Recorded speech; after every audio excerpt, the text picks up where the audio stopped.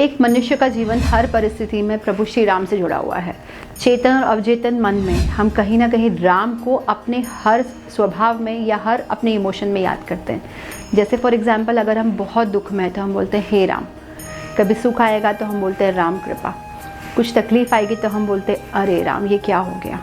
कभी लज्जा आएगी, शर्म आएगी तो हम बोलते हैं हाय राम। कुछ अशुभ होगा तो हम बोलते हैं अरे राम राम। कभी किसी से मिलते हैं तो हमारा अभिवादन होता है राम राम।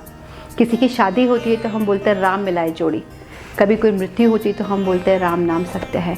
कभी अनिश्चितता होती है तो हम बोलते हैं राम भरोसे। कभी कोई ऐसे राज्य की बात होगी जहाँ पे हम कंपेयर कर रहे होंगे तो हम बोलते हैं राम राज्य।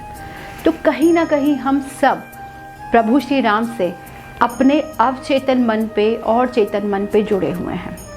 अब जब हम बात करते हैं किसी मरीज की जिसको कुछ गंभीर समस्या हो गई है, जिसकी वजह से उसको लगता है कि इस पूरी दुनिया में मेरे साथ ही ऐसा क्यों हुआ, तो ये मैं आपको समझाना चाहती हूँ इस वीडियो के माध्यम से कि ये सब चीज़ें जो आपके जीवन में हो रही हैं ये कहीं ना कहीं राम जी द्वारा लिखित हैं।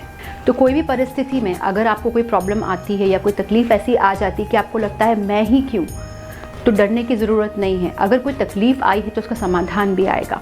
भगवान जब एक रास्ता बंद करता है तो 100 रास्ते और खोल देता है। पर आप ये समझें कि वही परिस्थिति आपको आने वाले जीवन में और ज़्यादा स्ट्रॉन्ग और ताकतवर बनाती है। इन सब चीज़ों से हमें ये सीखने को मिलता है कि जब भी हमारी लाइफ में एक अपॉर्चुनिटी का डोर बंद हुआ, ऐसे कई सारे डोर खुल गए, पर अगर हम उस एक अपॉर्चुनिटी के डोर का रोना रोते रहेंगे तो हम आगे नहीं बढ़ पाएंगे। मान लीजिए हमें कोई ऐसी बीमारी हो गई जैसे पैरालिसिस हो गया या कुछ ऐसी बीमारी जिसमें हम लोग बिस्तर पे चले गए। अब अगर हम यही सोचते रहेंगे कि अब हमारा जीवन ख़त्म हो गया है तो वाकई में जीवन ख़त्म हो जाएगा। पर अगर हम अपने अवचेतन मन को पक्का करके या ये निश्चित करके राम पे भरोसा रखें, सिर्फ इतना सोचें कि नहीं ये परिस्थिति आज आई है पर मैं इससे बाहर निकल सकता हूँ, तो यकीन मानिए आप किसी भी बीमारी को हरा सकते हैं।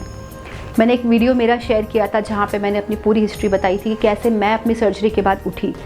सो कहीं ना कहीं मेरे मन में एक स्ट्रॉन्ग एक फीलिंग थी।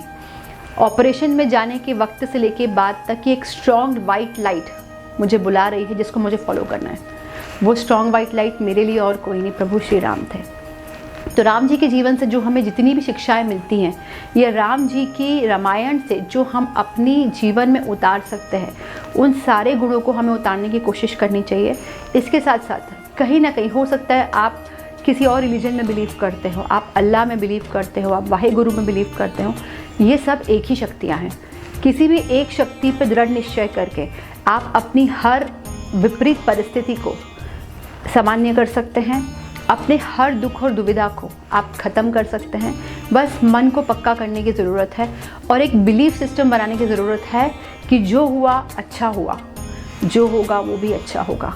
आने वाले समय के लिए आज का रोना रोके नहीं, उसको सामना करके या उसको डट के जी के ही आगे बढ़ा जा सकता है। श्री रामचरितमानस में भी ये कहा गया है कि होई सोई जो राम रचि राखा, मतलब जो होना है वो प्रभु श्री राम ही तय करेंगे और जो होगा वो भी वही तय करेंगे। तो आने वाला इस शताब्दी का सबसे बड़ा दिन 22 जनवरी को जो प्राण प्रतिष्ठा हो रही है श्री राम जी के अयोध्या में, उस मंगल दिन की हमारी तरफ से आपको ढेर सारी शुभकामनाएं। मैं प्रार्थना करती हूँ कि प्रभु श्री राम की कृपा से आप सब लोग अपने जीवन में स्वस्थ रहे, सुखी रहे, संपन्न रहे और मस्त रहे।